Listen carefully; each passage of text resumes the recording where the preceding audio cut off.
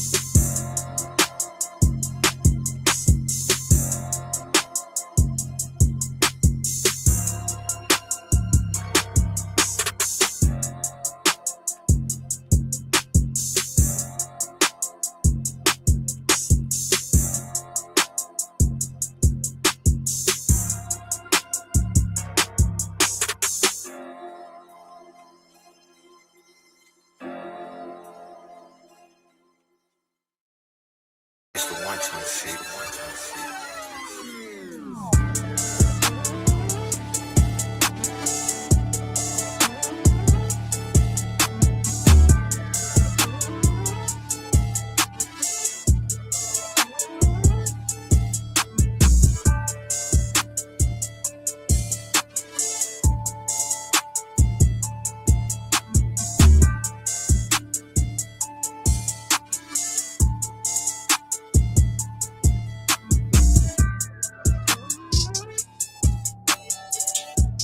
You teach me all my life that the white man is the devil? You teach me my whole life that the white man is the devil. Now you tell me it's all right for him to come among us.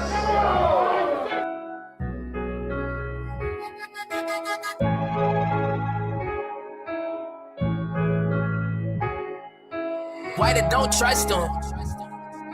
Spencer be making hits. On God.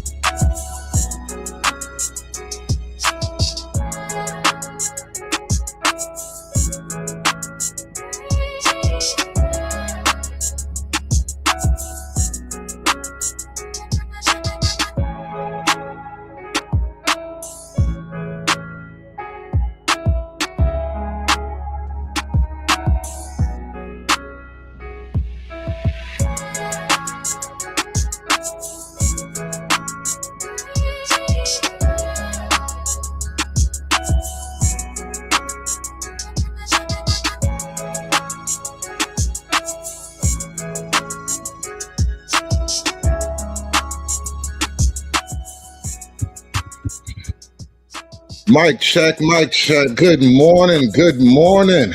How we doing out there, y'all? Let the church say amen.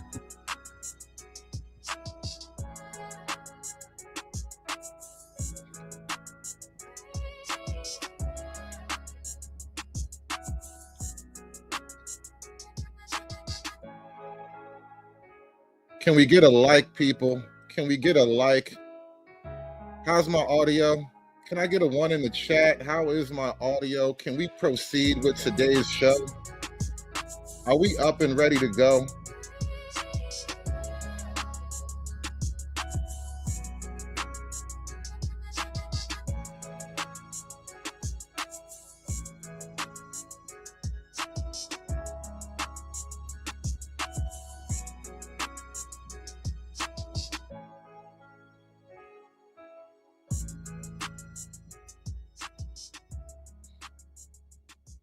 Well, all right then.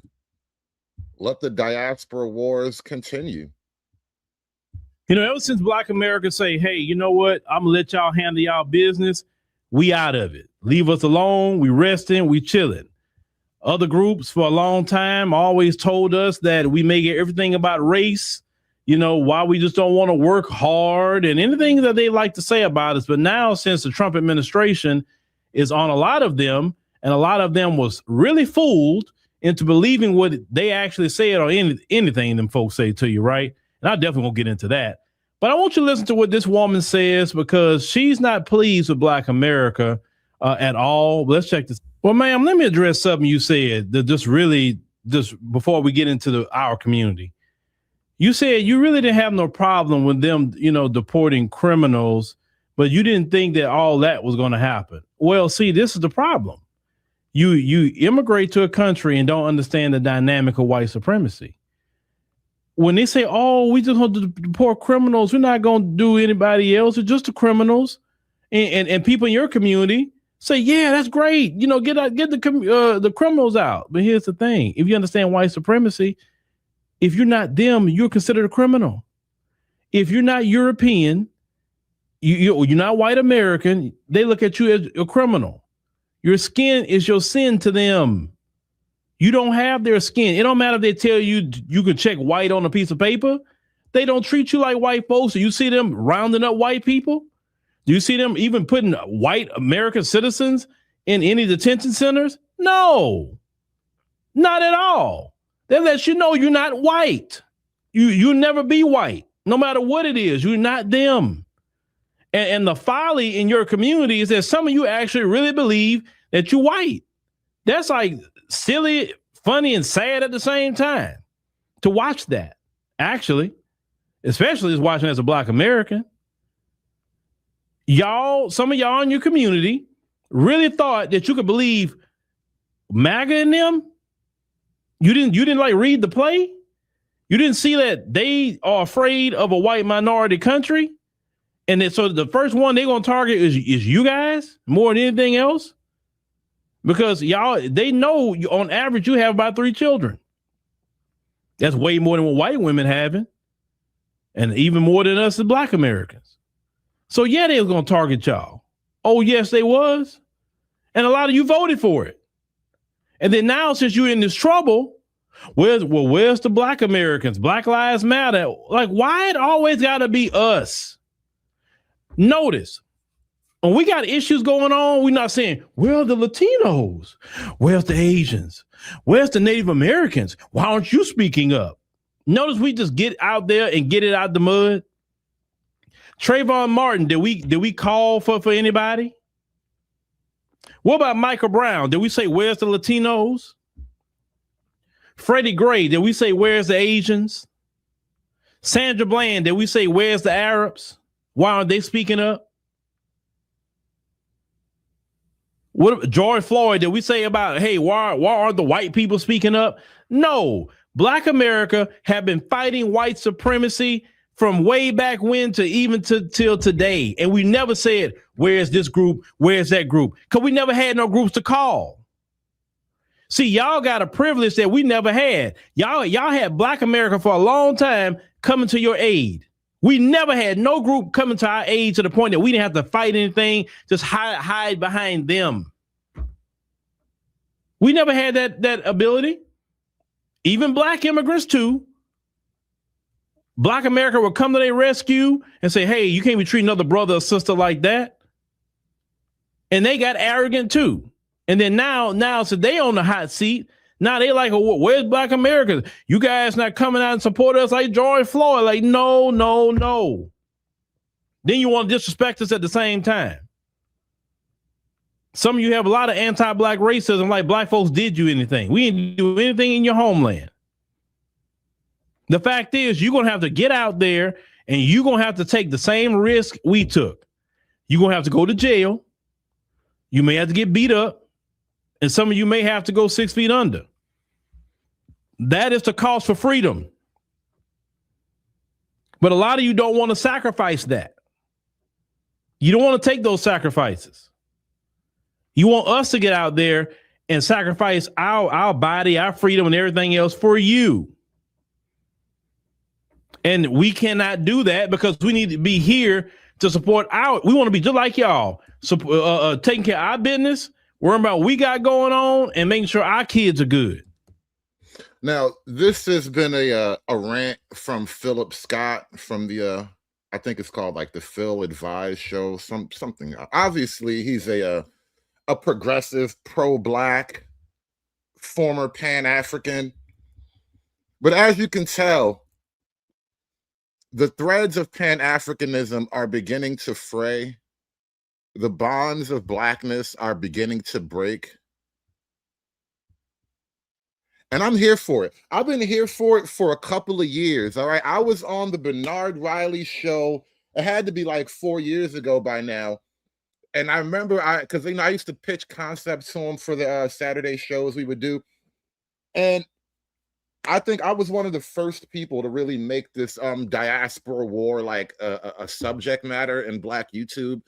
And I've been watching this thing grow for years now. And it's been growing like organically. It doesn't feel like a government psyop. There are actual practical grievances. Whether or not I agree with the all the weird progressive politics of it all is irrelevant.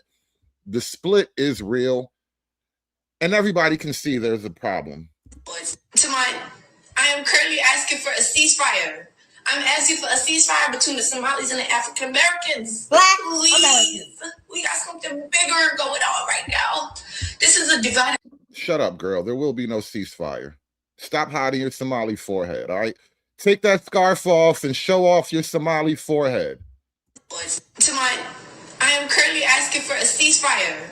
I'm asking for a ceasefire between the Somalis and the African Americans. Please. We got something bigger going on right now. This is a divide and conquer situation happening in Minnesota. Y'all know Freeman's Journal. Let us not be distracted by the TikTok titties. Let us not be distracted by the TikTok titties, all right? There are those among us, there are those of us out here who need to hear it with titties, all right? I understand and I accept that there are men amongst us who need to hear it with titties. Sometimes the truth sounds louder when you say it with titties, bro. The truth often sounds louder when you say it with titties, especially big brown titties. No, we ride together when situations arise out here. When that George Floyd stuff happened, Here we baby, go. we was out there. Ain't nobody was asking what type of black you was. We all felt that. So I just don't want this ignorant conversation to overshadow what's really happening. Don't give them the upper hand. Why are we acting slow? I'm asking for a ceasefire. This is so ironic to see Somali people. This is like the second video I saw, first of all, of them referencing George Floyd. We were all together during George Floyd. First of all, everybody and their mother was outside. It was a national thing. Like, it was very... Babe, I can just hear the Brownsville in your voice. It's weird. I can hear Flatbush, East New York. I can hear the 3 train. Not even like the express line on the 2 train. I can hear the 3 train in your voice. It's weird how I just picked that up. This is so ironic to see Somali people. This is like the second video I saw, first of all, of them referencing George Floyd. We were all together during George Floyd. First of all, everybody and their mother was outside. It was a national thing. Like, it was very clouded. It was very trendy. It was very trendy to be marching and saying Black Lives Matter. There were stores that would have Black Lives Matter signs in the window. A lot of people were standing in solidarity with Black Americans. And at the end of the day, if y'all claim y'all Black, then aren't you marching for yourself? Isn't Black Lives Matter for all of y'all? You see how they separate? It's like they don't even realize that they're doing it. You're separating yourself from us by saying, we was there for you during George Floyd and Black Lives Matter. Aren't you Black too? So wouldn't that also be your plight and your fight too? Wouldn't that also be you standing up for yourself and your community as well? It's because you always other yourself. It's a subconscious thing because you do not see yourself as us. And that's okay. We finally said, okay, we're not the same. I could pull up 50 videos of Somalis saying, we're not Black, we're Somalian, we're Arab. Y'all don't even say y'all African. Y'all don't even say y'all African. Now all of a sudden, don't let the white man divide and conquer. Baby, y'all have already been divided. If you were not divided, then we probably would, the way. No, that is actually something I've heard from Vanta. Shout out to Vanta. Vanta said flat out, Somalis consider themselves more like dark-skinned Arabs. Because remember, there are, quote, Bantu Somalis, but those are slave niggas. Nobody really cares about them in Somalia. So I don't think she's all that far off. I have heard this before. They are dark-skinned Arabs, right? And if you look up, I remember seeing an old image of like there was like some old like Encyclopedia Britannica type of image I remember coming across about the different racial categories around the world. And they had a couple of different subgroups for like different African categories or whatever. But I remember the North Africans, the Somali essentially, was effectively a Caucasian subgroup. And they were dark as hell. They are dark-skinned Caucasian Arabs, all right? They are some Arabs with melanin. The numbers, y'all keep talking about numbers and strength in numbers. If other melanated, deeply melanated groups of people that came here did what we actually thought, what our ancestors actually thought was going to happen, if they unified with us, we would literally be running this country. Because there is strength in numbers. But you and see, that's what Black folk really wanted. That is it right there. That's what the whole Rainbow Coalition boils down to. That's why you niggas act like gay is the new Black and the future of Blackness, because you think somehow if we just have enough numbers, we can replace Mr. White Man. It's not that simple. Remember, I told you, slaves understand the whip, but they know nothing about running the plantation. You all have gone against us. You've undermined us. You've constantly talked down on us, belittled us, denigrated us, told us we wasn't shit, called us lazy, said that you were better, and separated yourself. You created your own enclaves. Down there in Minnesota, I saw a video of a Black American man try to go into the mall that you all have, and the Somalis ran him out of there, basically segregated him. It's not even safe for us to walk around freely in you all's neighborhoods. But y'all don't like to talk about that. Y'all don't like to talk about y'all anti-Black Americanness. Y'all don't even claim to be African.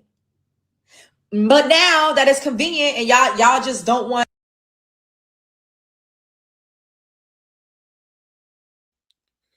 You wouldn't really claim to be African when your culture is external to Africa. It's essentially Arabic culture.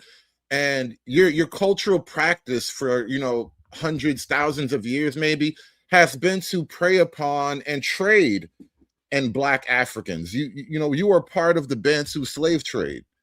You guys are like middlemen, facilitators and whatnot. A dog pile to happen because you all are having a light shown on you. And I'm very grateful for not for people that don't deserve it, but generally speaking, a lot of the Black on Black crime, a lot of the statistics, a lot of this narrative that we are all just so inherently crime riddled, welfare queens, baby mamas, just running amok, scamming, frauding. No, I love now that we are actually saying, no, that's the Nigerians. It's the Somalis, because everybody was falling under the Black umbrella when it came to doing something bad. When it came to committing crime, fraud, scam, it was just all of us. So it made it look like we all were, Black Americans were just terrible. When you all actually added to our crime rates. Now, funny thing about her, I don't think removing a lot of black foreigners are going to really do all that much for the black crime numbers, but I mean, the Somali fraud thing might help, on the fraud front, yeah, but on the actual violent crime stats, I don't know. I'm not sure it's going to mean all that much. Statistics. You all actually helped to push the negative racial tropes and the negative propaganda and the stereotypes. You all absolutely had a hand in it. You've been in this country since media started to really boom. So it was not always just a Black American person out here doing debauchery, pushing the narcotics, and the Jamaicans had a heavy hand in being a pusher man. But it wasn't nobody noticing the difference. And now, since you all have been continuously saying it, everybody's waking up. It's like a mass awakening. So now we see things for what they actually are. Baby, you're a Somali. We ain't all the same. Y'all been maintaining that. We are not all the same. And I've seen videos of you all getting up here also saying, we're jealous of you because y'all have nice cars and y'all live in nice houses. I mean, I haven't really been covering this too much because I'm just like, it is what it is. But this is like the second or third video I saw of y'all trying to claim George Floyd as y'all standing in solidarity. Basically, literally, you're standing in our face saying, we're not the same because I was there for you during George Floyd, during Black Lives Matter. Spread love, it's the Brooklyn way. What y'all think?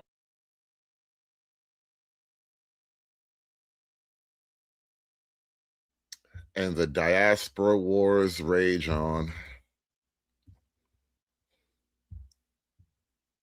I feel like a fly on the wall just eating popcorn, watching all the melanated people fight. Kids today will never understand what we went through during the African booty scratcher era. We grew up in a time. I too am a veteran of the African booty scratcher wars. All right, I got a couple of stripes in the African booty scratcher wars. No lie. It was a dark time for Black America, but I survived. And you did too, you bitch ass nigga. Where being African was not celebrated, it was mocked. Teachers would not even try to pronounce our names. I can still remember my teacher saying last name begins with an N, and I gotta raise my hand. I mean, people made fun of our accents. His last name was Nigga Butu. His last name was Nigga Butu. Teacher was like,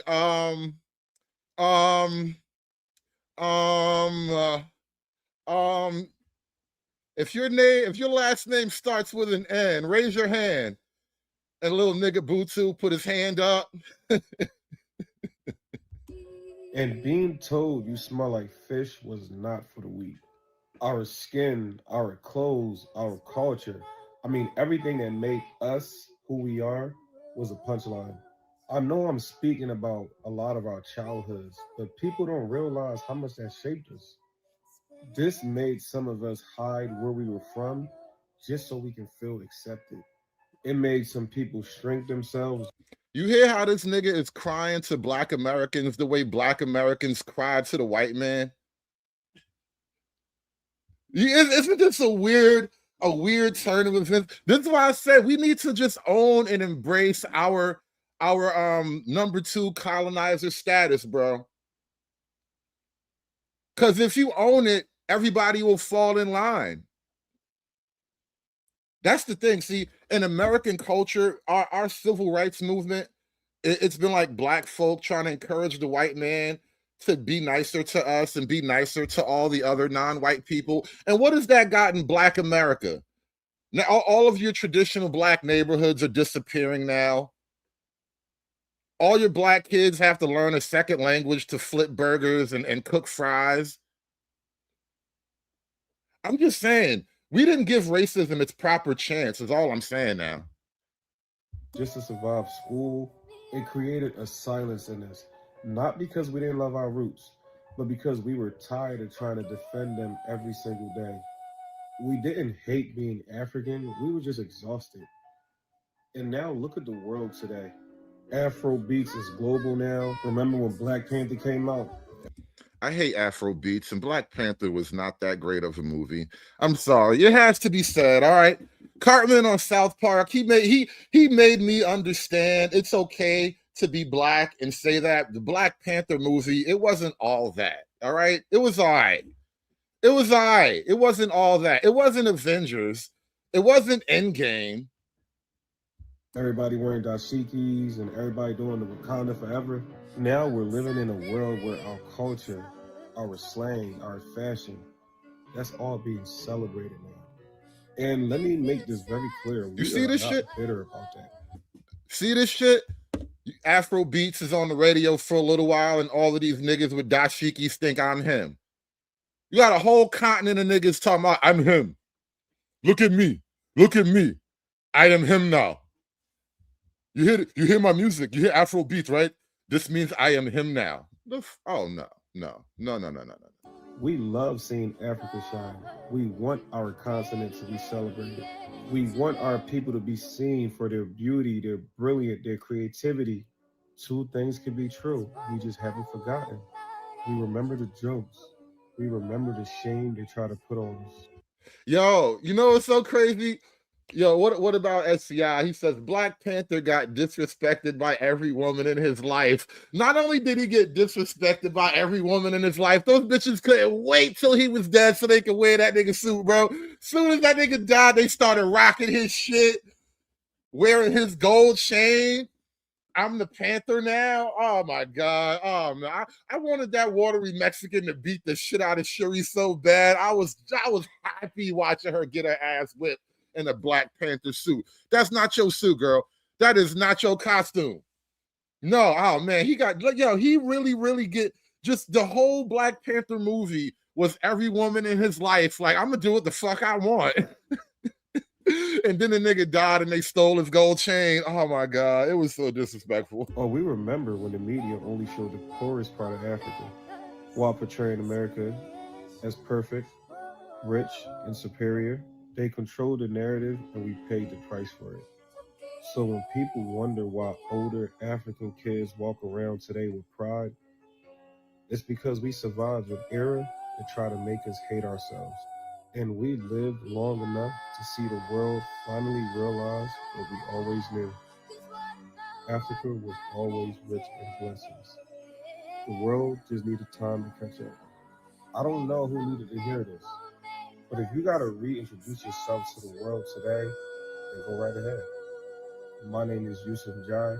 I'm from Senegal and the Gambia, and I'm a proud African.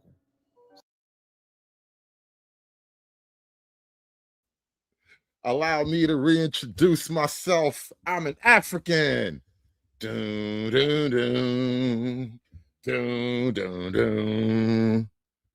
Like I've mentioned so many times before, when I lived in America, Black Americans were by far my favorite people. And I am so grateful to God Almighty for them because they helped me heal and reconcile a deeper part of my being. So Oh shit, we special now. That nigga want to be homies now. Look at this shit. You see what bullying do? You see what pressure do? All right, pressure. This is what being an asshole gets you, all right? People either break or they bend. as a visual as to why Black Americans were by far my favorite people when I lived in America. Stay tuned. Imagine a couple, mom and dad, and they had 3 sets of children. The first set are twins. The second set, also twins. And the third set, triplets.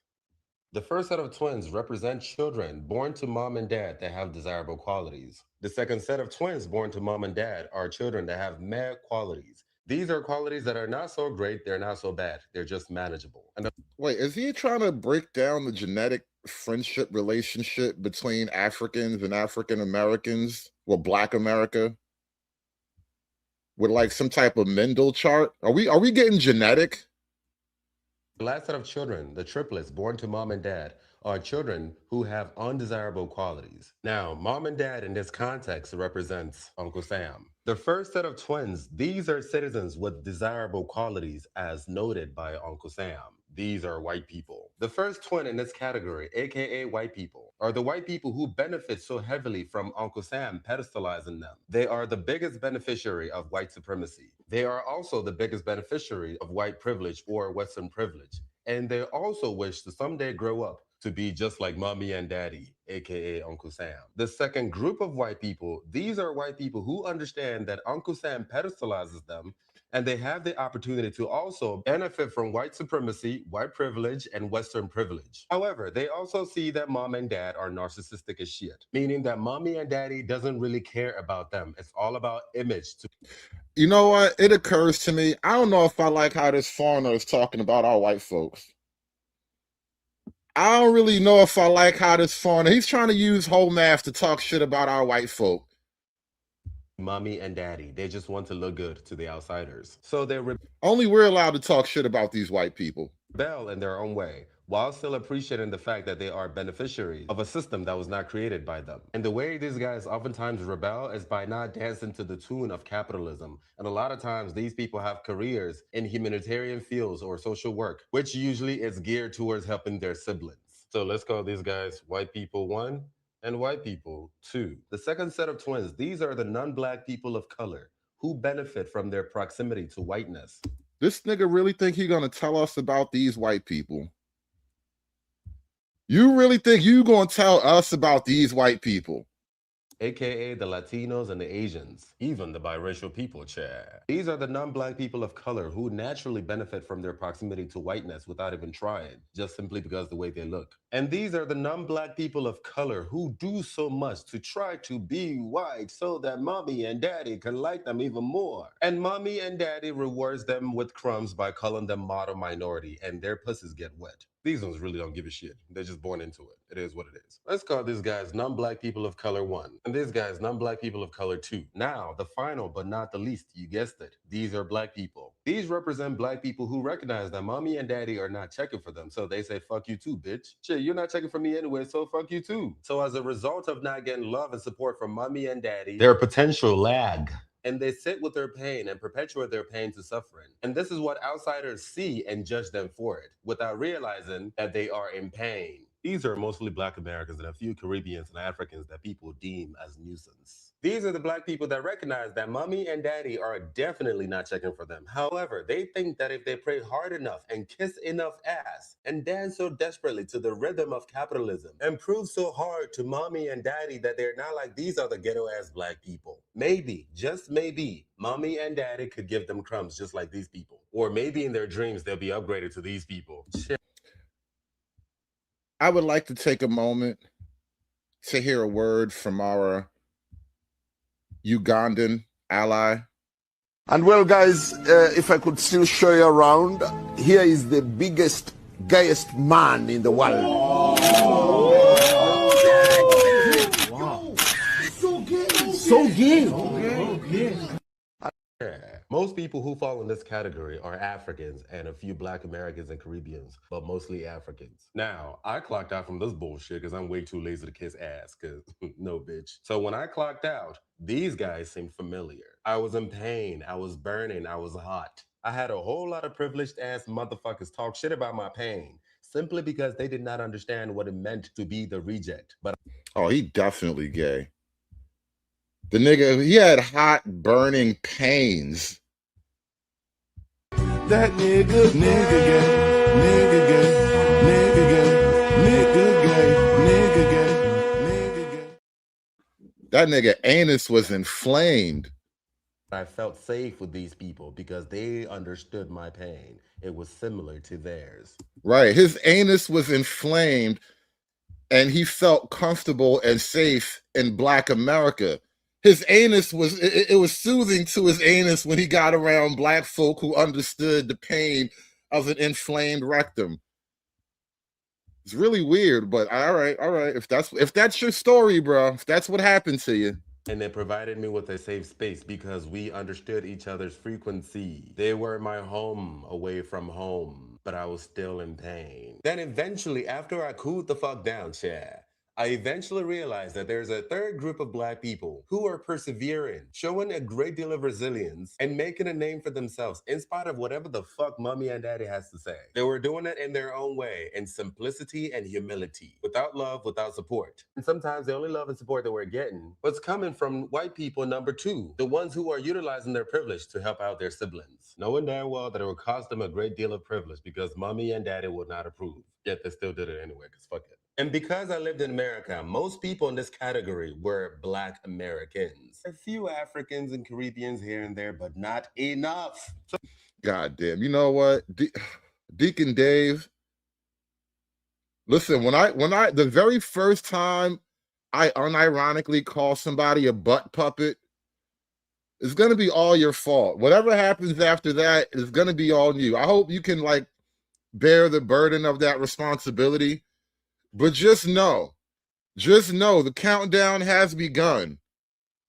That word has to be fired off in anger. All right. I must use that word accurately and appropriately at some point. I just know it's gonna happen. I just know it. I'm sooner or later, I'm just listening to a guy talking like, you a butt puppet, ain't you? Want to be masculine showing, but bend over bandits.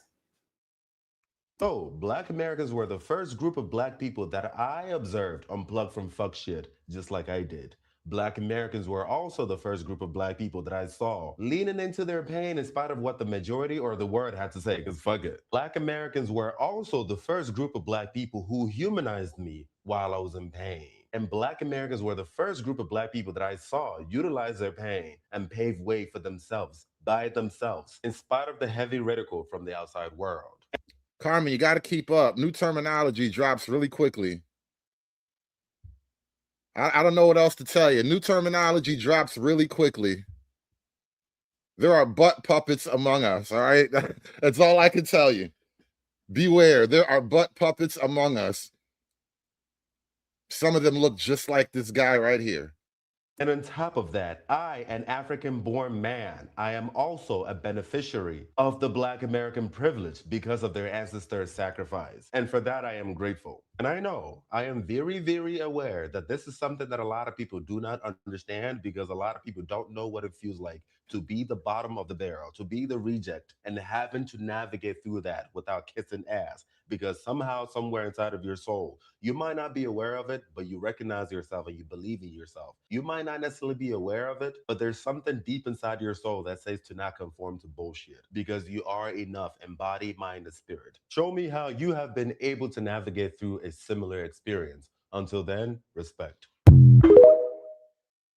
It's like butt puppet technology. You gotta be careful with these people.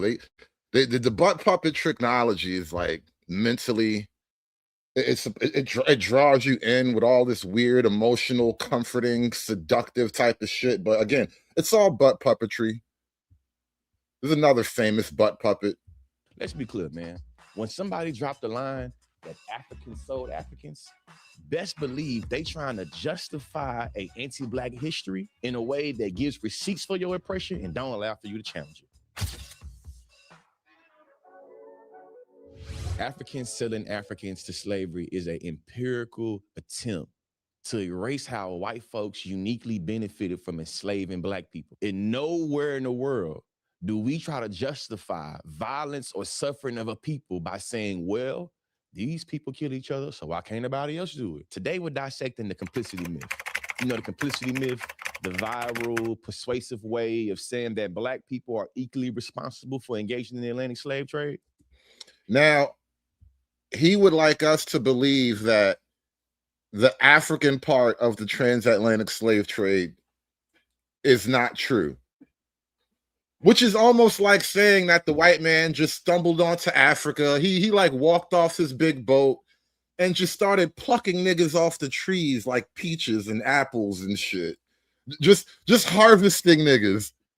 You know, the one that mystifies power and distinctions between being a prisoner of war, being a debt prisoner, being a indentured servant, and being in chattel slavery. You know, that one right there. The argument typically goes like, because some African elites engaged in the Atlantic slave trade, this means that Black people are equally responsible for the African slave trade, or it's just used as a way to silence or to disarm any type of accountability or acknowledgments that white people did some bad things. Let's be clear. When somebody dropped the African Soul Africans line, it's definitely serving as a gotcha moment that's supposed to silence your ass from talking about reparations, white supremacy, or white accountability. And it also comes as a disingenuous way of being able to homogenize different African tribes by saying and fabricating this contemporary idea of the Pan-African identity to be able to say, well, because the Yoruba was selling the Mafa tribe, this means that Africans are selling Africans. You know, we never talk about that when it comes to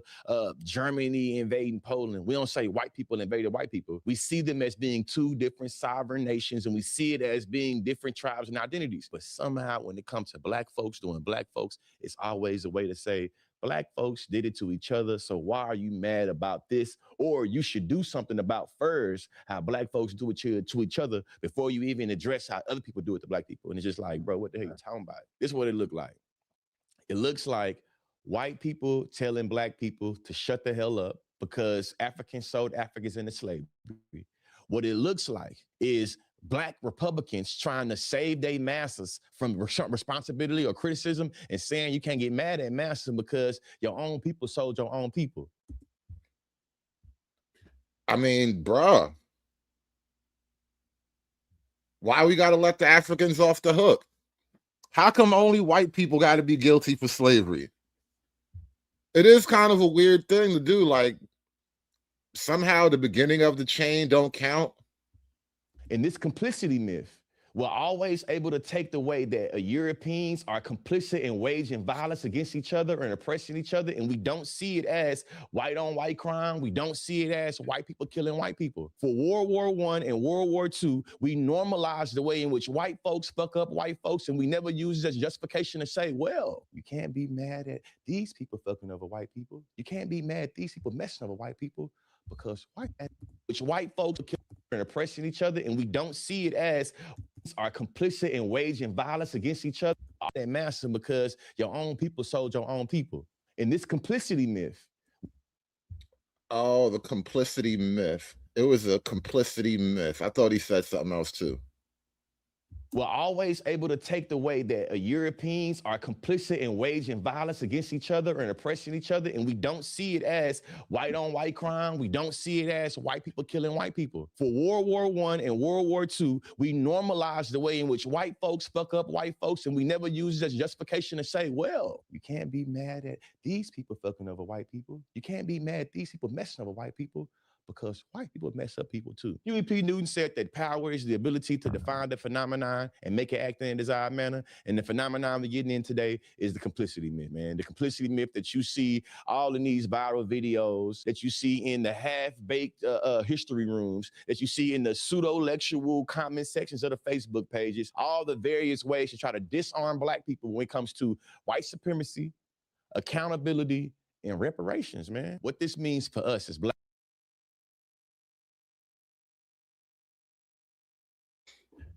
And, you know, it kind of, it cheapens all of your pseudo intellectualism and your weird racial shaming when it always just boils down to you owe me money.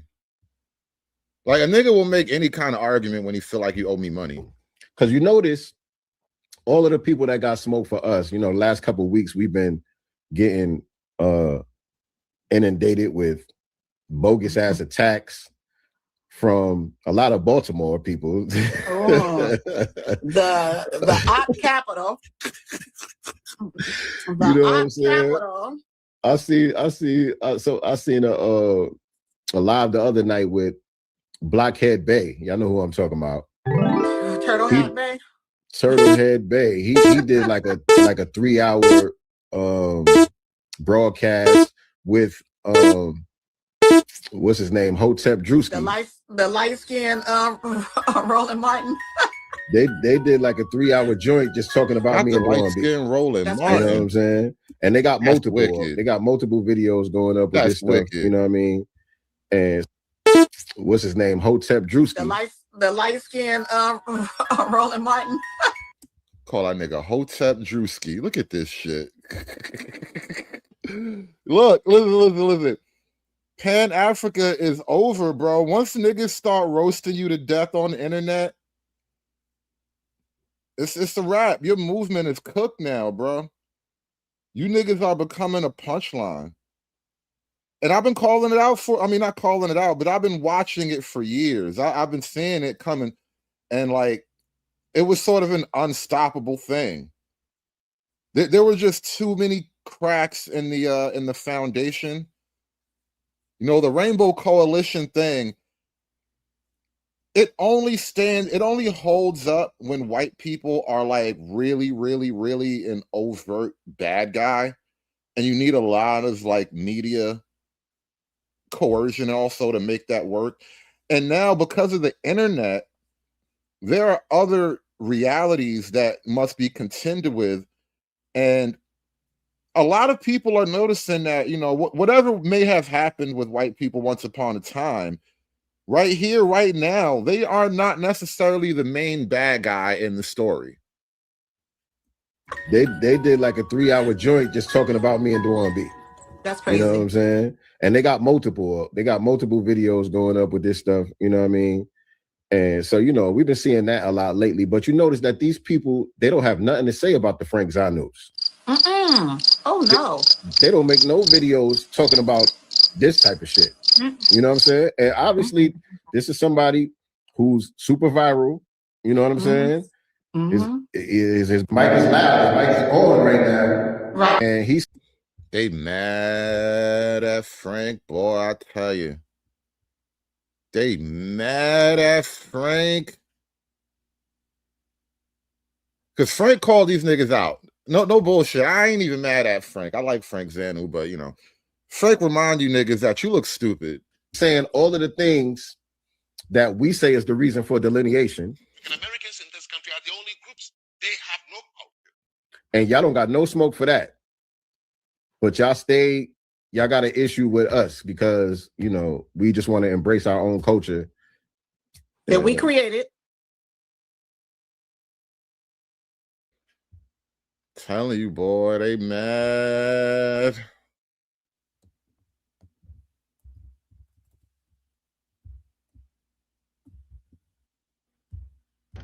Fam, no lie. I think I'm starting to despise the people that say that they not from Africa, the black people that say they're not from Africa. I say I'm not African American, I'm just American. I was born in America. We are the only ethnic group that doesn't care where we're from, and doesn't take pride in being from somewhere else as well as being American. If you met or grow with white people, they know where they came here from, where their grandparents from, and they take pride in that as well as being American. We're the only group that like don't want to find out and completely write it off and say that we're just American, which I believe was the plan of the slave owners in the first place, was to take us from our homeland, make us forget, and make us hate ourselves. There's no better indication that it worked than a nigga getting online and saying, I'm not from Africa, I'm not African American, I'm just American because I was just born over here. Bro, that's exactly what the fuck they wanted. That's pissing me off. Just say you don't want to know. You don't know and you don't want to know. Don't completely write it off and say we don't look like them, we don't whatever like them. Bro. Nigga act like he won't fight because I'm not African with him. He won't fight me because I'm not African with him. If you think I'm here to play around with y'all, goddamn, I'm not. All right. We are them. That's the only proof we got. And we were here first. We are the real Native Americans. Where's the proof? And show me a Native American that believe your story. Most of those Oneidas, Menominees, Potawatomis I know, they don't believe that shit. My grandma told me I was a Cherokee. Say that to an Oneida. They're gonna think that's funny. That's a joke, bro. So why we just don't say we don't want to know? Instead of putting online that we hate ourselves and we hate each other. That's what's going on with black people, bro. And it's just so fucked up. We like the only ethnic group that's not connected to a culture or a place, and we don't care to be. We just think that being a color and subscribing to that and being from here is the be all end all. But being a color and subscribing to that we're from here is accepting the fact that our lineage begins with us in bondage. Why is that enough for y'all? It's not enough for me. I want to know more. If I can know more. Like, my lineage wasn't just shining shit and coming from building a country for nothing and being a slave. Like, I don't get it. We got to do better. Please. Shit's starting to piss me off, low-key. When you desperately want to be a king. Wait, what? Great. Now, what's our motto? We was kings. We was kings!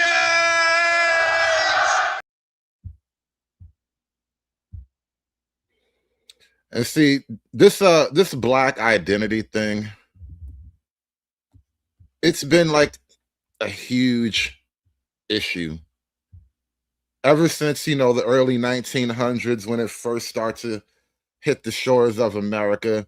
The black identity has gone through so many changes and remakes and what do you call it in the comic books when they changed the history over? We've been retconned. Black America has been retconned several times since we got off the farm. The black man is the original man. Nobody comes before us. Africa is the motherland. And we must not forget that. Let us show love to those who are still there. Nubian ancestors were the custodians, protectors, preservers, and teachers of everything good that has been associated with Kemet. We are the Moors and have the keys to the origins of man. Never let someone convince you otherwise. They are an Edomite, and so are you if you disagree. Esau is their origin, and they hate that to be the case. Read the next Deuteronomy 28, verse 48. Therefore shalt thou... We haven't seen the black and white pictures of black Indians. Right. We were already here. It's not like we're having some kind of identity crisis. I found a picture of aliens who were melanated. See, I knew we were the real black aliens, but they've been trying to hide it from us. We are indigenous to the universe. The black man. That's right. That's right. We are indigenous to the moon and the stars. But if man had to find out that his God was a woman, I say the black woman is God, and black woman is God. I say the black woman is God. The black woman is God because, you know, she was the first organism on this planet. Okay, y'all. So this whole FBA ideology is starting to feel a lot like red pill incel content. Like it's given insecure and uneducated. I need y'all to stop. And this next 2026, let's put it to rest. I'm starting to feel like a lot of Black Americans like believe like they were the only ones that were enslaved. That's what it started to feel like. It's very strange. The entire Western Hemisphere, Black people were brought to the entire Western, all of the Americas. Africans were brought to all of the Americas. More people went to Brazil than anywhere else. There are African immigrants that have ancestors that were enslaved, believe it or not. You know how I know this? My mother's maiden name is a Portuguese last name, meaning her ancestors were enslaved. When slavery was abolished in Brazil, a lot of people went back to Africa, to the colonized version of Africa. So we all suffered as melanated people on this fucking earth. The FBA shit, put it to rest. I beg. All the African diaspora, we all suffering. Put that divisive shit to rest in 2026. I beg. You are not the only ones fucking enslaved. You're not the only ones having your culture. So you're not the only ones dealing with bullshit. I beg. Put it to rest. Put it to rest. Yes, my mother is now an immigrant in the United States has ancestry that was enslaved as well. Her ancestry has also dealt with trauma, regardless of her fucking growing up in Nigeria, in colonized Nigeria. She's also dealt with, well, not her ancestors, has also dealt with the same trauma that a lot of Black American ancestors have dealt with. So I need the ignorance to end today. Thank you. Look at you. You're bald and you're begging. Fuck you. War. So you saying because the continent of Africa is not unified, then we can't have a global unification of the black diaspora? What are you unified around?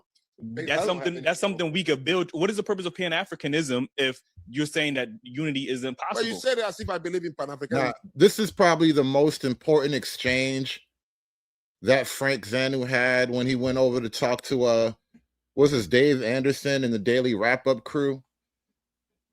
Like, he really had to break it down to you like children. This is like explaining adult life to children who've only played with toys up until now. So you saying because the continent of Africa is not unified, then we can't have a global unification of the black diaspora? What are you unified around? That's something we could build. What is the purpose of Pan-Africanism if you're saying that unity is impossible? Well, you said it as if I believe in Pan-Africanism. It's the most stupid, bogus thing anybody to even say. It's like he telling these niggas Santa Claus ain't real. All right, Santa Claus is not real. What you spoke about worldview earlier, right? Mm-hmm. So what if our worldview was to uplift each other? Whose worldview? Black people. Which black people? All black people. No, that. How is uplift each other a worldview? What does that even mean? What if our worldview is to uplift each other? You like black hippies. You niggas are fucking hippies, bro. You are flower power, star child, age of Aquarius, under the moonlight hippies. Might as well go have sex in a field in the rain or some shit. It's meaningless whole babble. Say that shit with crystals, nigga. View earlier, right? Mm-hmm. So what if our worldview was to uplift each other? Whose worldview? Black people. Which black people? All black people. No, there is no such thing. You can't go to Asia and say all Asian people. But why not? I am telling you, this is the mistake. Mm-hmm. We are the only ones who walk the earth, and as soon as you see a black person at the airport, oh, brother. No, I'm not your brother. What's wrong with that? Oh, Jesus Christ. Have you gone to Europe and you had an Italian man calling a German brother? Fuck them. What's wrong with me seeing you at the airport? This is the problem. You got to explain it to me then. Okay. I don't get it. Let me ask you.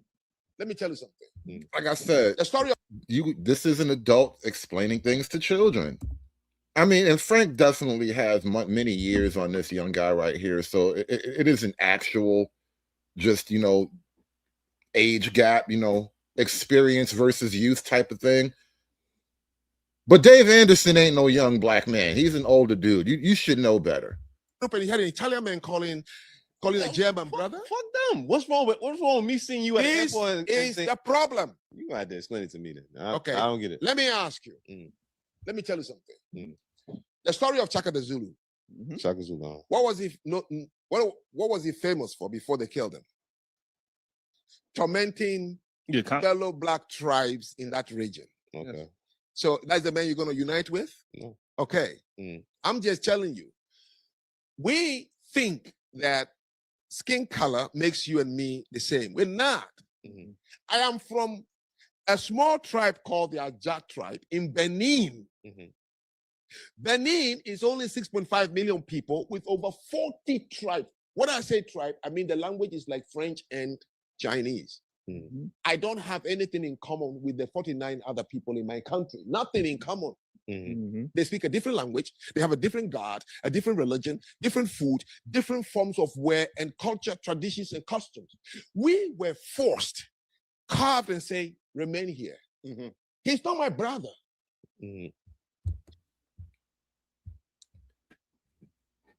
Now, this is the killer.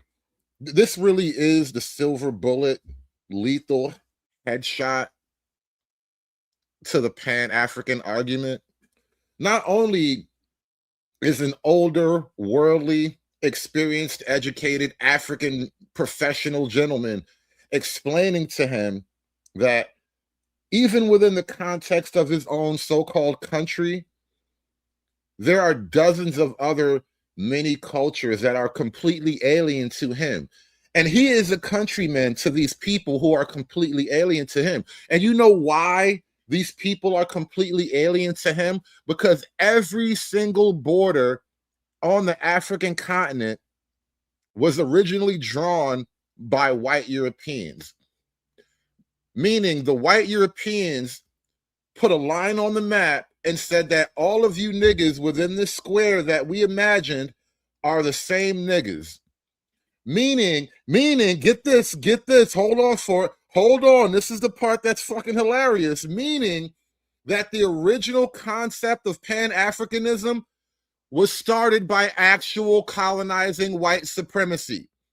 It was the actual colonizing white supremacy who said that all of you niggas in this area that I just decided to draw a line around, all of you niggas are the same.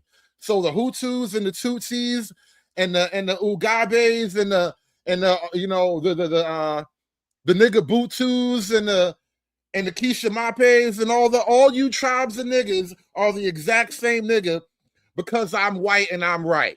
That is literally the beginning of actual Pan-Africanism. It is the white man saying that all of you Africans that I just decided to lump together are now in a country together, and you're going to do what I say. You African together because I'm white and I'm right. That is literally the beginning of Pan-Africanism. Swear to God, tell me that is not actually how that went down. The white man made you Pan-Africans. You teach me all my life that the white man is the devil? You teach me my whole life that the white man is the devil. Now you tell me it's all right for him to come among us. Ain't that crazy? When I say tribe, I mean the language is like French and Chinese. Mm-hmm. I don't have anything in common with the 49 other people in my country. Nothing in common. Mm-hmm. They speak a different language. They have a different God, a different religion, different food, different forms of wear and culture, traditions, and customs. We were forced, carved and say, remain here. Mm-hmm. He's not my brother. He's not my brother. Now you're asking for a global brotherhood of all black people. Why would the black people be different from any continent? And Frank, look at Frank's face. Like, I don't even know you niggas. I don't know none of you niggas with your skinny jeans and your leather pants and your hat turned back. I don't know none of you niggas trying to be my brother. Why? Why would I even want to be your brother? You trying to be my brother. Why would I want to be your brother? And Chinese. Mm-hmm. I don't have anything in common with the 49 other people in my country. Nothing in common. Mm-hmm. They speak a different language. They have a different God, a different religion, different food, different forms of wear and culture, traditions, and customs. We were forced, carved and say, remain here. Mm-hmm. He's not my brother. Mm-hmm. Now you're asking for a global brotherhood of all black people. Why would the black people be different from any continent? Europe is a global community of white people, but they don't go around saying brother and sister. Asia is a community of all yellow Asians in Asia. They don't go around calling each other brother and sister. Same with the Middle East, same with everywhere. Where only when it comes to black people you think we are all the same. We're not the same. We're not the same, bro. No matter how bad people want us to be the same, we just can't be the same, bro.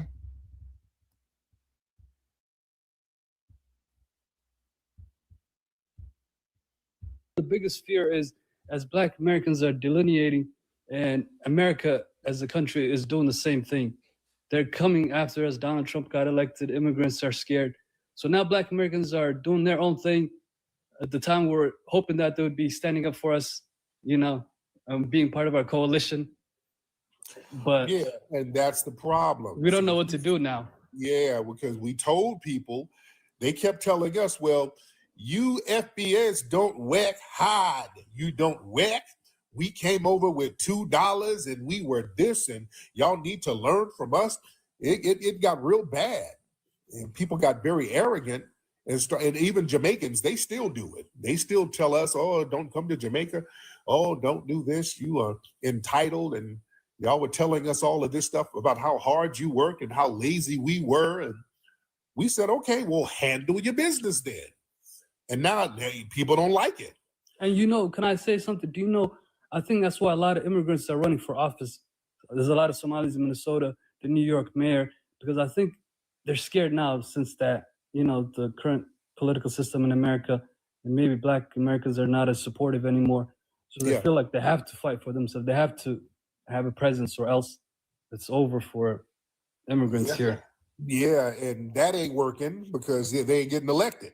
A lot of them are not getting elected like that. It's like Winston Sears, like your boy out there in Minnesota, Fatah, whatever his name is, he got washed. So it ain't really working out like they wanted to work out. So, hey man, it's you know, cats should have really checked themselves with the disrespect. So how about we have a restart, man? Black Americans and Black immigrants, we forget everything in the past. We start a new contract. We put the disputes and all this stuff to the past and just have a fresh start. Respect each other, respect each other's cultures, work together where we can work together. Let's try to work on that. I'm ready for that.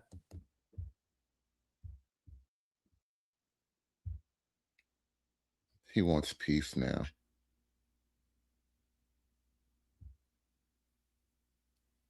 Can't we all just get along?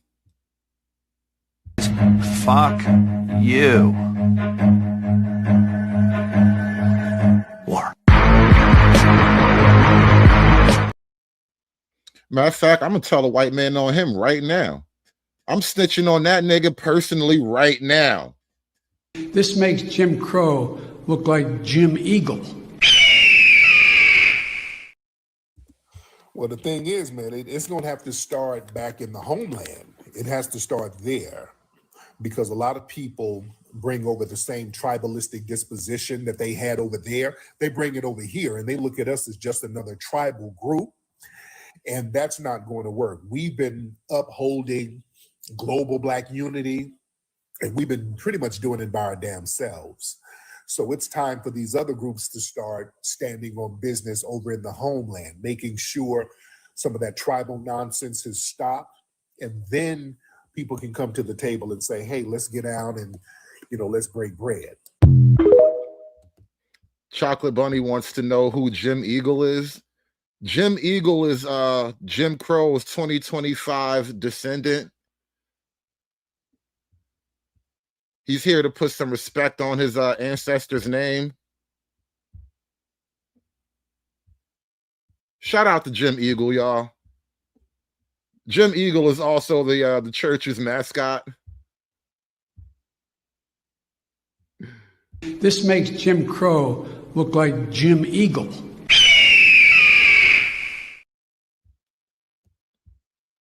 Now, this is the video that I found that I kind of wanted to comment on, because this is kind of what the whole show really is about. I found one of the big time pro-blackity blacks. He feels some type of way that this whole FBA, ADOS, I'm an American, I'm not one of these African niggas.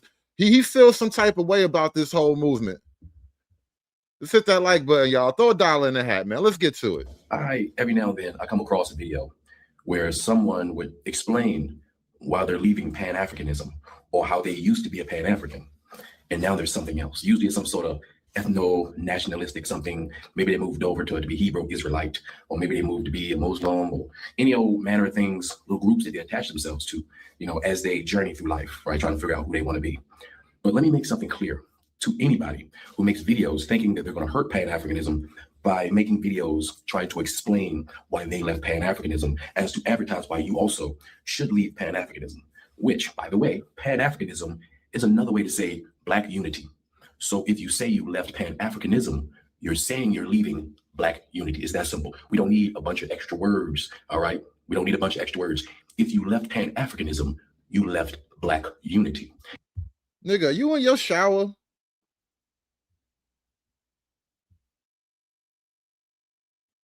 No, is it you in your closet? Matter of fact, that's like a closet ride. What? Are you hiding in the closet making this video? How you trying to sell me unity from a closet?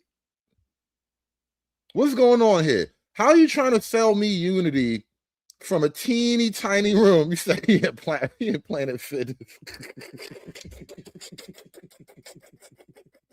Yo, you said the nigga in Planet Fitness, bro.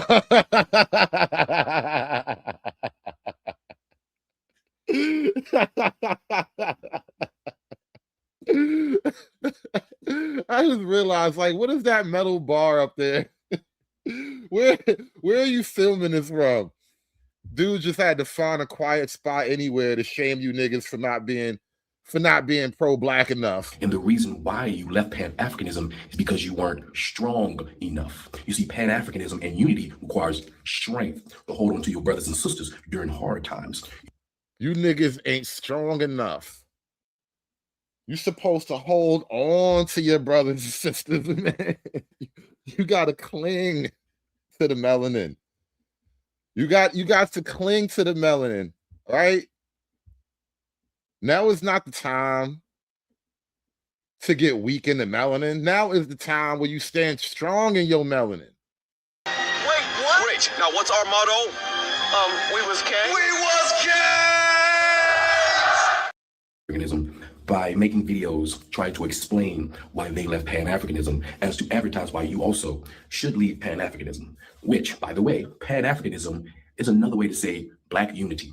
So if you say you left Pan-Africanism, you're saying you're leaving Black unity. It's that simple. But this is the problem with Black unity. There is no unifying around a color, or even really, it's hard to unify just purely around a racial concept when there are many, many other unifying ideas with a stronger gravitational pull, like nationalism itself. And then even that, a more localized ethnicity has a stronger pull than just your idea of Black unity. We don't need a bunch of extra words, all right? We don't need a bunch of extra words. If you left Pan-Africanism, you left Black unity. And the reason why you left Pan-Africanism is because you weren't strong enough. You see, Pan-Africanism and unity requires strength to hold on to your brothers and sisters during hard times. You see, Pan-Africanism makes you think twice before being disrespectful and dropping nukes at your brothers and sisters, utilizing their ethnicity, racial, or religious orientation to attack them. Pan-Africanism stops you from doing that. Pan-Africanism will get a Black African Christian and a Black African Muslim to get along. Pan-Africanism will get a Black African tribalist, a Black African Muslim, and a Black African Christian to get along economically and socially and see that they are connected by more than man-made religions that don't even come from them. That is literally not what's happening, bro. There is an ethnic conflict, a never-ending ethnic conflict raging across Africa right now. Trump said did Trump ever send anybody over there to stop what's happening in Nigeria with the Nigerian Christians and the Nigerian Muslims? Apparently the Muslims won't leave the Nigerian Christians alone. How come being Black never stopped them from fighting about religion? Maybe the Nigerian Christians and the Nigerian Muslims, they need to just sit down and watch a video from what's your name here? The Pan-Afro-Futurism? The Afro think tank Futurism. Maybe if the African Muslims and the African Christians, maybe if the Hutus and the Tutsis, maybe if the Zulus and all the other tribes that they wiped out, maybe if they'd have all sat down and just binge watched Afrofuturism YouTube videos, they would stop the violence. Wonder why we never tried that before. Disrespectful and dropping nukes at your brothers and sisters, utilizing their ethnicity, racial, or religious orientation to attack them. Pan-Africanism stops you from doing that. Pan-Africanism will get a Black African Christian and a Black African Muslim to get along. Pan-Africanism will get a Black African tribalist, a Black African Muslim, and a Black African Christian to get along economically and socially and see that they are connected by more than man-made religions that don't even come from them. Pan-Africanism requires you to use the strength to hold on to your brothers and your sisters to your left and your right, and not ask or be thinking that you are supposed to receive something, because of it. You see, a lot of you guys are performative Pan-Africans. You want to be Pan-African, but you want to be patted on the head and praised for your Pan-African actions. And when you don't get patted or praised for your Pan-African actions, you get mad and you leave and say, this is why I left Pan-Africanism. A lot of you people who also say you believe in Pan-Africanism, you make up the bullshit shallow excuse that only African Americans are participating in Pan-Africanism, which lets me and all real Pan-Africans know that you never were a Pan-African in the first place. If you are a woman, more than likely you were riding on the coattails of some dude that inspired you because he had the gift of gab, and you decided to attach yourself to a person, not the actual movement of Pan-Africanism. If you're a dude, you were looking for. Ooh, he just called out the women of Pan-Africa. He said you only became Pan-African because he had that good Shango stick. You are only a Pan-African woman because you were bamboozled by the African Shango stick. You got hit with that Umar magic stick, and now you want some Ungawa black power. I'm a twerk for the ancestors shit. Damn, son. This movement is just falling apart at the seams, bro. I don't know what to do to stop the bleed. And now it's like the bleed is coming from inside and outside, bro. Pan-Africanism is suffering a death by 1,000 cuts. You coming at your own team, bro. This is not how you gather the flock closer to you. And praised for your Pan-African actions. And when you don't get patted or praised for your Pan-African actions, you get mad and you leave and say, this is why I left Pan-Africanism. A lot of you people who also say you believe in Pan-Africanism, you make up the bullshit shallow excuse that only African Americans are participating in Pan-Africanism, which lets me and all real Pan-Africans know that you never were a Pan-African in the first place. If you are a woman, more than likely you were riding on the coattails of some dude that inspired you because he had the gift of gab, and you decided to attach yourself to a person, not the actual movement of Pan-Africanism. If you're a dude, you were looking for a leader, somebody to galvanize you so you can feel like you're somebody, and you attached yourself to a person and not really Pan-Africanism. That's why most of you people who say I used to be a Pan-African are just failures at Pan-Africanism, because you're a failure at unifying with people. Because when somebody hurts your feelings, you want to drop nukes. When somebody, if you're African American, somebody says something about African Americans, instead of arguing with that person on an individual basis and try to bring in the fold and bring context to the conversation, you just want to look at their ethnicity or racial or demographic and find something that you can poke at them with. That's what I see immature people doing on the internet right now, because they don't know how to handle their emotions. You know, it's funny. That's a great question. Deacon Dave says, on a map, Pan-Africa is right next to the land of white supremacy. I think the nation of Wakanda somehow it has to be in the land of Pan-Africa. Like, if you think about comic books and all that, like, obviously Wakanda isn't in real Africa. Because, how could you let slavery happen if you was in real Africa? So Pan-Africa, that's where Wakanda must be. Wakanda must be in Pan-Africa. They don't know how to handle conflict with others. That's their problem. So anyway, that is the reason why people who say they are leaving Pan-Africanism are leaving, because they're too weak to unify with their brothers and sisters. Anyway, that's all I gotta say. This Afro think tank, learn something, detail. I don't know why Africans, we always want to play the victims. We have the victim mentality, and then it's so hard for us to be empowered. It's so hard for us to liberate ourselves, and it's so hard for us to accept the truth, even to be told the truth. Some of you have a fake kind of Pan-Africanism. Aki, you see something, oh, that's a colonial mindset, colonialism. That is because the colonialism. How long are you going to blame the colonialism? Yes, colonialism happened. Then it ended. Though some systems have fragments of the colonialism, what have you done as an individual to liberate yourself from the colonialism? Apart from seeing it, colonialism. That fake kind of Pan-Africanism is nothing. When you expect everybody else to change and for you not doing any or making any effort to change, that is hypocrisy. Every time something is not right, oh, colonialism, that is the colonial effect. How long are you going to sing colonialism? And who's going to wake up and liberate you? Or you think there's another Kwame Nkrumah who's going to come up, another Nelson Mandela? I think another person is going to arise and find a colonial mindset. It is in whose head? And most of you always see the logs in other people's eyes, and you don't see that the tiny toothpicks in yours. So, hey, that's colonial mind. What have you done to liberate yourself? Most of you that are doing this fake kind of Pan-Africanism, you think Pan-African is speaking against every other race. True Pan-Africanism is holding true to the values, liberating yourself from any foreign sabotage or foreign effects, and standing true to African values. Stop this fakeness. One doubt slaps someone. Colonialism. How long are you going to sing colonialism? We can't deny some systems have a background of the colonial effect in it. What have you as an individual? Is it just me, or does it sound like she's speaking Jawa? Like, I know she's saying like white man's words, but I swear to God, it sounds like she's talking Jawa. Shout out to Deacon Dave with the $5 super sticker. Appreciate that, y'all. Appreciate that. I need a Jawa translator. I need that money. I'm willing to pay $5 for a Jawa translator. I need a Jawa to English translator. I don't know what she's talking about. Shout out to Mr. Enigma with the 233. Every brother ain't a brother cause of color. Chuck D.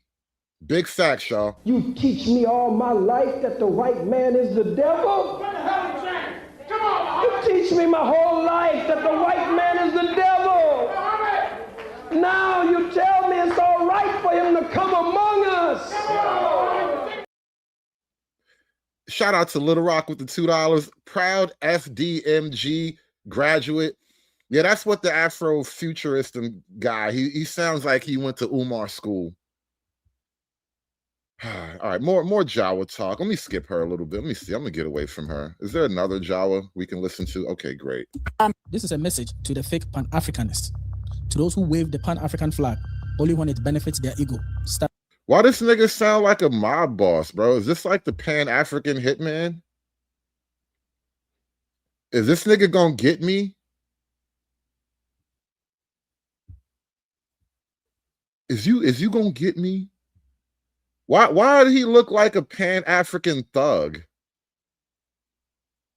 He gonna chase me down with a machete if I don't wear the dashiki and that weird bead made of woods and shit. You know, niggas be having a wooden beaded necklace and shit. You gonna chase me with a machete if I don't wear the wooden chain? Or hustle. We see you. You talk about unity, but only when it silences your accountability. You scream, Africa for African. This is very intense music. You got that very intense. You got cannibal eyes, bro. I don't trust this nigga. Somebody need to call Trump. Make sure this nigga is on the list. This nigga has cannibal eyes. I don't like the way he looking at me. This nigga literally has hungry eyes. Talking about you don't want to be Pan-African, nigga. No, I don't want to be in your team no more. I don't want to be in your club. Weird looking niggas. Probably got sharp teeth and shit. They got cannibal eyes and sharp teeth. Unless Africans check you for overstepping. You hide behind slogans while disrespecting cultures, ignoring laws, and manipulating communities to serve your personal agenda. This is not Pan-Africanism. This is performative, selfish, and hypocrisy. Real Pan-Africanism is about... You said it's performative? And manipulating communities to serve your personal agenda. This is not Pan-Africanism. This is performative, It's performative. It's performative. What word is that? Personal agenda. This is not Pan-Africanism. This is performative, selfish, and hypocrisy. Real Pan-Africanism is about having mutual respect, not dominance. It is about truth, not tribal favoritism. It is about uplifting the continent, not building fake kingdoms for clout.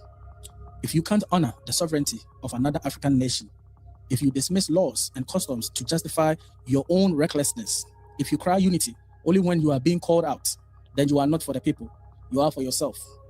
Pan-Africanism is not your shield, it is not your mask, and it is not your excuse. You know, it feels like if you were to take a trip to somewhere in Africa, you know, just go visit Africa as a tourist, and, you know, you get off the plane, you go through customs, you know, they check your bag, you steal some of your shit while you're there. You literally watch them steal your shit, but there's nothing you can do because they all have AKs and shit. And then, you know, you get in the cab and you get overcharged for a $10 cab ride, and you get into your hotel and you finally check in. You know, it's a nice looking hotel. Everything looks modern and friendly and everything looks great. You swipe your little key card, you get in the room, you walk in the hotel, And this guy's sitting on the bed and he just starts saying this shit to you. Africa deserves better than your ego. Fake Black history, way too many people believe that Africans never fought for us. That's completely false. The question is this: was I the only person in the young grades of school to ask the teacher how come not one African general came over to our rescue? How come not one person in Africa came and started a war for us? They really believe that. How come not one of you niggas came back to get us, bro? That is like a weird question, but oddly appropriate. You know, since you niggas was kings and building pyramids, and once upon a time you sailed across the ocean and that's how black folk got over here, how come you niggas never came back to get us? Even after finding out what the hell we went through, nobody came. Even during the civil rights movement, nobody came from. It could have, listen, this would have been the biggest African scam in the world. You could have sold us to the white man for top dollar and then invaded the white man and got us back, right? Listen, that would have been the best OG Nigerian scam. They would have been talking about the Nigerian scammers for 1,000 years after that. But no, you niggas is like, bye. I'll see you in 400 years. I'll be back when they start a welfare program. Not true. Nobody. Unfortunately, the U.S. school system has done a terrible job teaching us Black history. But yes, there were literal wars over the slave trade fought between Africans and Europeans, both on the continent and in the diaspora. I'm talking centuries of wars and battles over the slave trade. And actually, African leaders did come to the United States during the Civil Rights Movement and welcomed African Americans to the continent as well. So to all those Black Americans that don't consider themselves, I'm from California, born and raised here, family been here in America. You know, when that lady said wars fought over the slave trade, she's leaving out a lot. Because, I mean, ultimately, the white man ended the slave trade. In the United States for generations, you feel me? And y'all like to say we're not the same as the continental Africans. The American Africans and the continental Africans are not the same, right? Okay, cool. Look, I push my African line. This West Coast nigga is definitely not an African. You cannot crip walk to Africa from Compton, bro. It's not gonna happen for you. Landlord, right? Me, you not the same either. So if you was born here in the United States and you not African, we not the same. You feel me? We different. That's cool. Be who you want to be. Just don't try to jump on this African ship later. When you see us doing our thing, we get these holes in this boat, in our ballast tanks and all that, get the floating and the sails and doing everything. Don't try to jump on later. Stay where you at. Remember, you not us. They're gonna get ballast and they tanks and the sails gonna start floating. What are you? Hold on. What type of boat is this you just described to me? Here in the United States, you not African, we not the same. You feel me? We different. That's cool. Be who you want to be. Just don't try to jump on this African ship later. When you see us doing our thing, we get these holes in this boat, in our ballast tanks and all that, get the floating and the sails and doing everything. Don't try to jump on later. Stay where you at. Remember, you not. What kind of floating contraption is this nigga trying to get me on, bro? I don't trust these niggas on the water, by the way. I don't trust none of these niggas on the water. Right now, Africans are known for piracy. Not true blue water travel. You know, if I want to steal a cruise ship or oil tanker like that, I'm gonna run up on some Somalians. You know, we're gonna talk numbers and stuff. We're gonna talk logistics and we're gonna talk shop. Gonna drink some of that weird ass coffee they be having or whatever. But you know, if I want to steal a cruise ship, yeah, that's who I'm talking to. If I want to sail from, you know, Compton to Hawaii, I'm finding an old white guy. Matter of fact, I already got an old white guy. I subscribe to his channel. His name's Christian something, and he literally sails by himself from LA to Hawaii and records the whole shit and like drinks wine and makes videos the whole time. Like, I ain't trusting this nigga on the water. Fuck I look like. He just threw a bunch of random boat terminology at me like, yo, you going or not? Yo, get in this boat, homie. We going on a boat ride, nigga. You a mark or nah? You scared to get in this boat with a real nigga? I know you not scared to get in this boat with a real G, son. Not the homies is going on a boat ride. You riding this boat or nah? Here in the United States, you not African, we not the same. You feel me? We different. That's cool. Be who you want to be. Just don't try to jump on this African ship later. When you see us doing our thing, we get these holes in this boat, in our ballast tanks and all that, get the floating and the sails and doing everything. Did he say when we get the holes in the boat? Is he gonna put holes in the boat before we start floating? Wait. I'm trying to figure out. This nautical nigga got me all confused, bro. Did he say we're gonna get the holes in the boat? We different. That's cool. Be who you want to be. Just don't try to jump on this African ship later. You see us doing our thing. We get these holes in this boat and our ballast tanks and all that. He's gonna put holes in the boat, and then he's gonna put ballast tanks in the boat after he put the holes in it. Oh! And they told me you niggas knew how to sail. They told me that these niggas had boat skills and shit. They swore to me. They promised me. All these Afro identity niggas, all the indigenous. They promised me that the Africans and shit, they had boat skills, bro. They had boat skills, bro. And here this nigga said he gonna put holes in the boat and then put some ballast in it. And don't try to get on the boat after we put our holes in it. You can't go for a ride after we put our holes in this boat. Because once we get our holes in this boat, all you mark-ass, dry land-ass, white people-ass, white cracker niggas, you can't be riding in our boat once we get all the holes in it. Once it's filled up with the ballast and the holes, and we got sails up, and the sails is doing their sail thing, you can't ride with us. Don't try to jump on this African ship later. You see us doing our thing. We get these holes in this boat and our ballast tanks and all that. Get the float, the sails, doing their thing. Don't try to jump on later. Stay where you at. Remember, you not us. And we need to get a list of everybody that's not African. Because I don't want to see y'all trying to come over later. I want y'all to go wherever y'all going. Stay over there. He got a list, bro. There's a checklist. It's gonna be like a nightclub with a VIP. You can't get on this boat, homie. Oh my God. Ben just said he's trying to make a submarine. It's not even a boat, it's a submarine, technically. He got a submarine with sails on it. He got a submarine with sails on it. And they got a wind-powered submarine, bro. I'm done. I'm done. That nigga got a wind-powered submarine, bro. Oh, what are you supposed to do with these niggas, man? What are we supposed to do with these niggas, bro? Nigga he's 20,000 leagues under the sea with a wind-powered submarine, bro. Just chilling like a real nigga. Oh my God, man. Oh, why, bro? Why? Shout out to Majestic with the $2. Hood, you was the reparation seed they sold, man. No takebacks, bro. No takebacks. I hope you niggas kept your receipts, bro, because I know the white man kept his, man. Give me the money. Give me the money for I was cute. Give me the money.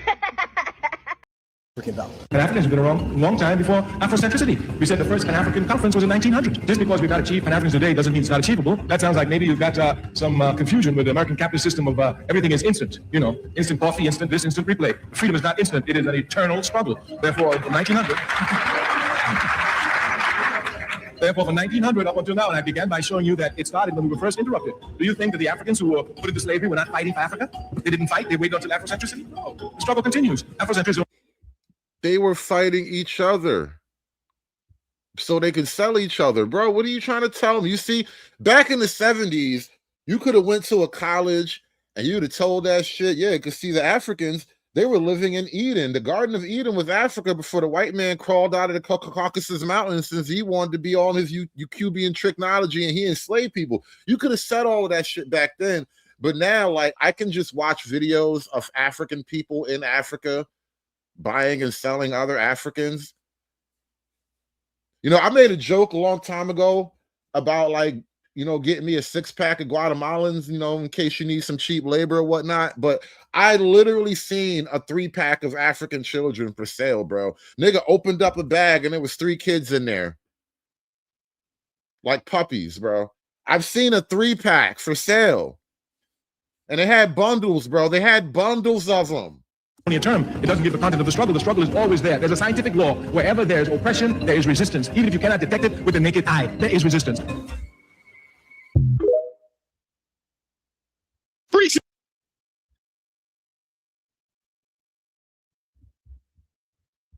But y'all, I'd rather go back to America and deal with the racism in America before I sit here in Africa and deal with the bullshit bribery, the bullshit fraud, the bullshit scams, the bullshit too expensive, the bullshit not having no snacks, the bullshit not having no food, the bullshit electricity, the bullshit hot Africa water. ain't got no the bull- snacks. Hold up.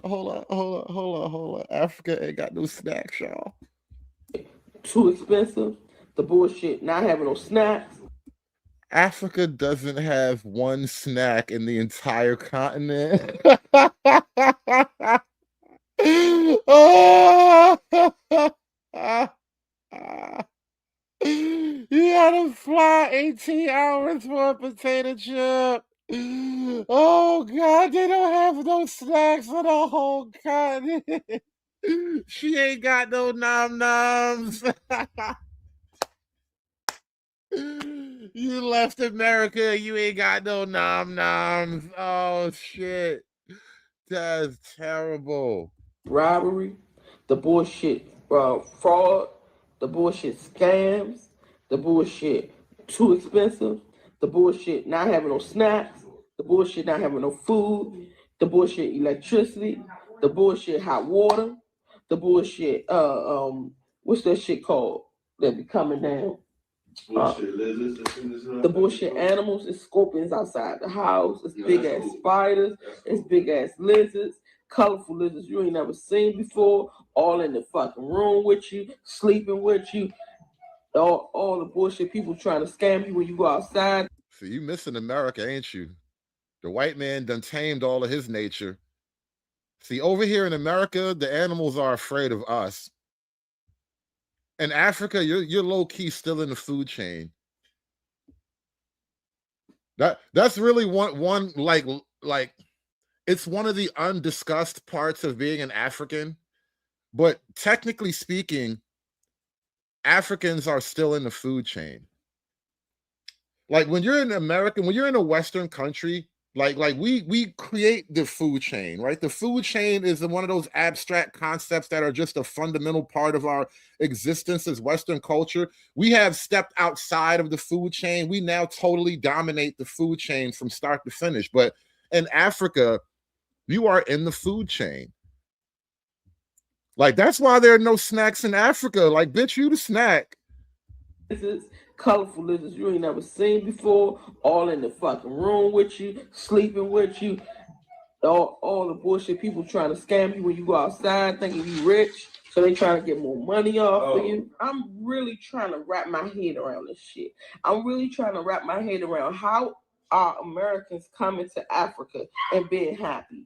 Please comment down below. Because for me, I'm ready to go. And I always used to say, if it's up to me, it will be. And I'm going to go out to Africa and make shit happen. No, I don't want to. I want to take my businesses back to America. I want to open up shop back in America, open up my dentist office and all the stuff that I was going to do out here in America. Steady electricity. And the only time our electricity get cut off is when we don't pay the bill. And we got it so good now, we got prepaid electricity. So if we forget to pay the bill, we put some money on that prepaid thing and it comes right back on in 2 minutes. In less than 2 minutes. Ooh, you missed the white man's electricity. You want me on that wall. You need me on that wall. This shit right here didn't come on for 14 hours yesterday. I can't deal. I love the people. Don't get me wrong. When I'm outside, I'm having fun. I love the people. But when I come back to reality, when you come back home, home is where the heart is, right? When you come back home, you're supposed to feel comfortable. You're supposed to be happy. I'm not happy. To live in a house where you look outside and all you see is turkeys and ducks and chickens and sheep and old malnourished cows.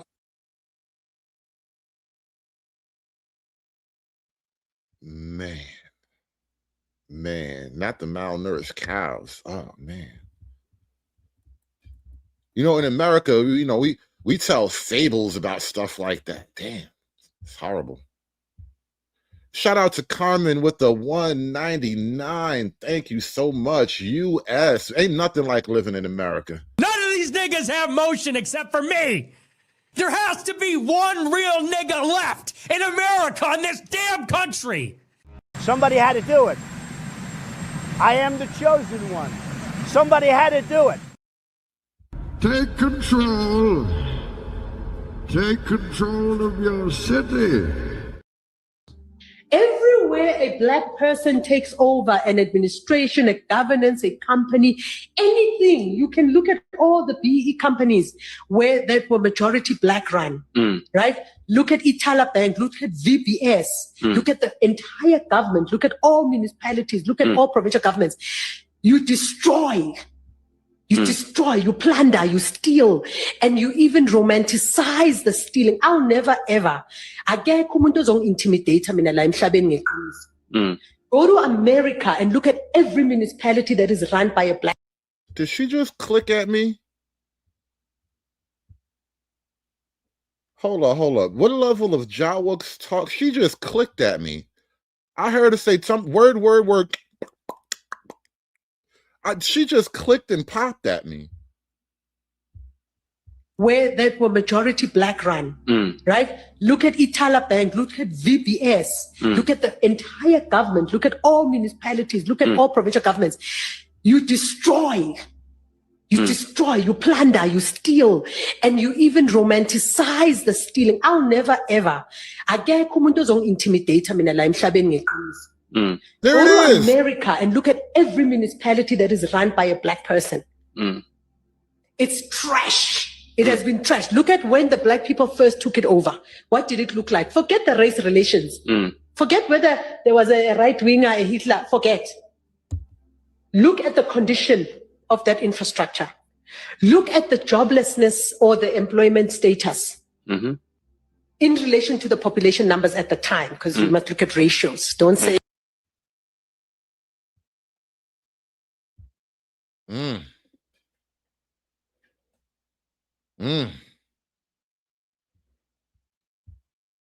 You know, I got a double header queued for today.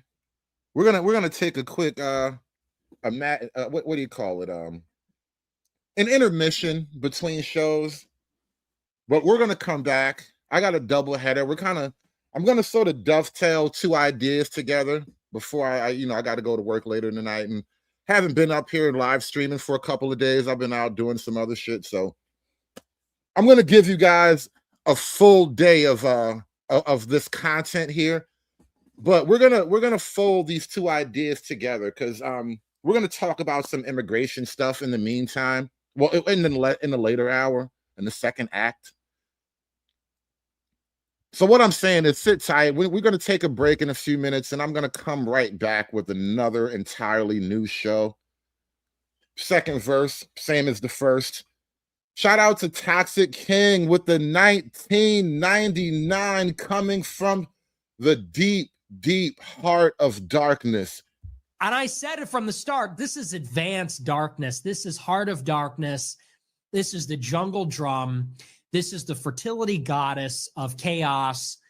They're literally going to eat your balls. They're going to cut your fucking nuts off and eat them. Whoa, what? They're gonna what?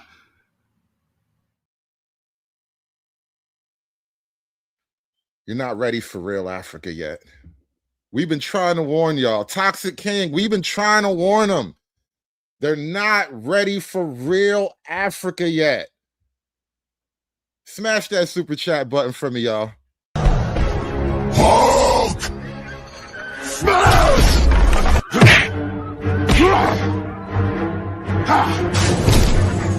Smash you!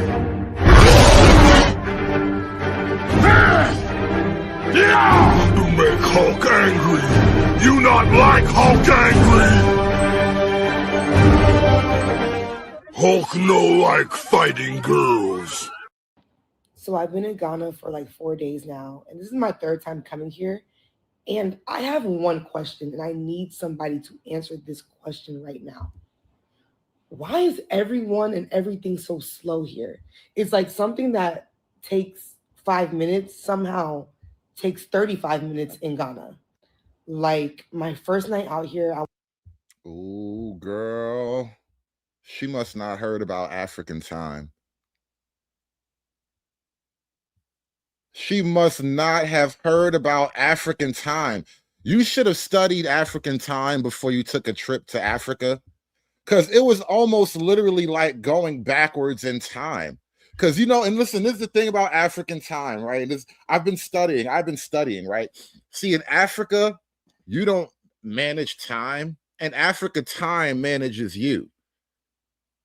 Meaning, what did they say? They just wait around making time until time happens to them. And so when you're in Africa expecting things to be on time, it is actually you who is wrong, because on time isn't an African concept. You are never on time. Time will eventually and inevitably be upon you. I know, it's crazy and counterintuitive, but that's because we're not Africans. So I've been in Ghana for like 4 days now, and this is my third time coming here. And I have one question, and I need somebody to answer this question right now. Why is everyone and everything so slow here?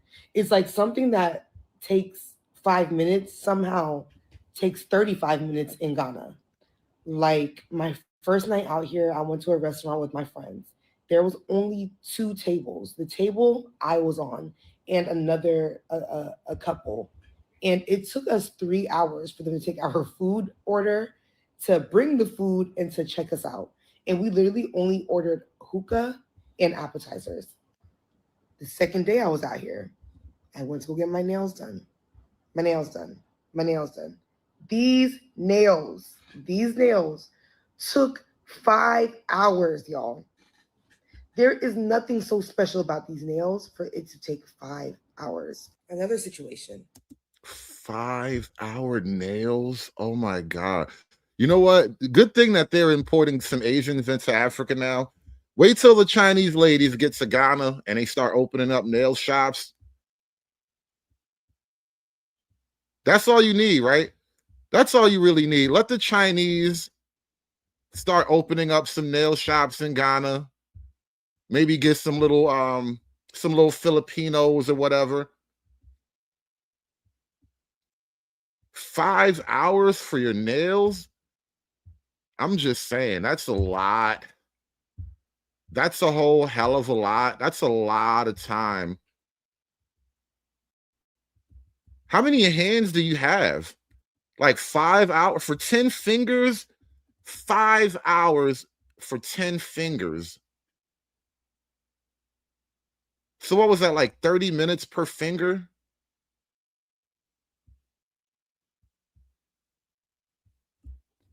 I don't even know how to work that math out properly. I went to go get my hair done. I got to the salon at 8:30. It was only 5 girls in there and 15 hairstylists. Y'all, I got a ponytail, a simple ponytail. And I did not leave there until 11:30 a.m. Hold on. Let me do some ponytail math. Wait a minute. Another situation. I went to go get my hair done. I got to the salon at 8:30. It was only 5 girls in there and 15 hairstylists. Y'all, I got a ponytail, a simple ponytail. And I did not leave there until 11:30 a.m. I can't tell if she was at the beauty salon all night or just a couple of hours in the morning. Was it from 8:30 a.m. to 11:30 a.m.? Was it 8:30 at night to 11:30 in the morning?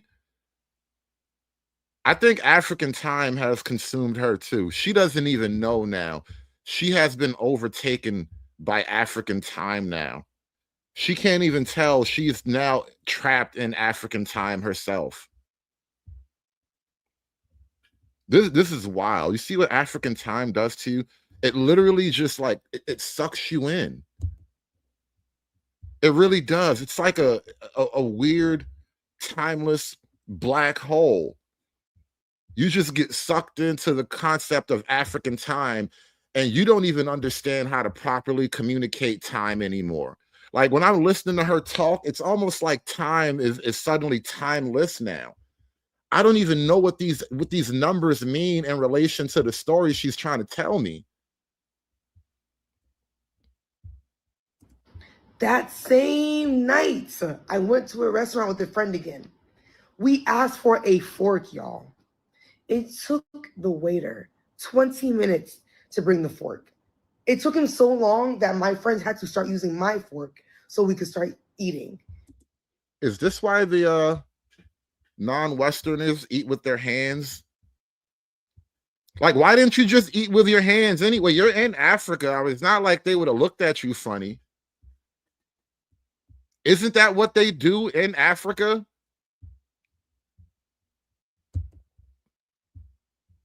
I'm surprised. Like, why didn't she just eat with her hands, y'all? Help me out here.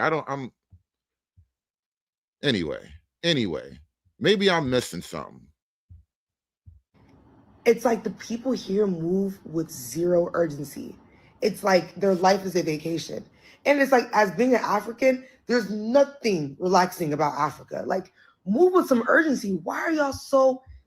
She said there is nothing relaxing about Africa. Girl, come on now. There got to be something.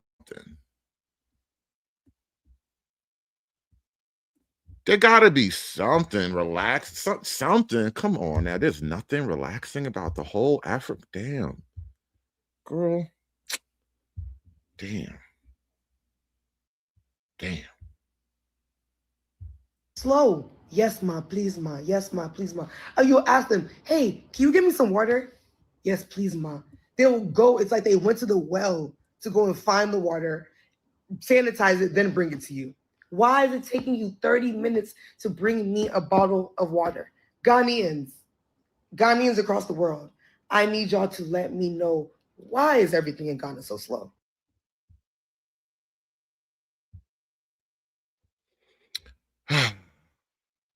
Look at Majestic say, come home, baby. You like the shine on her forehead, don't you? You like the shine on her forehead. You like, come here, girl. Let me rub on that for you. Let me rub on your forehead, make you feel better. Come home, baby. Majestic said, come home, baby. He wants you back. Oh, man. The motherland is not the place for you. You are too Americanized. You are too Western.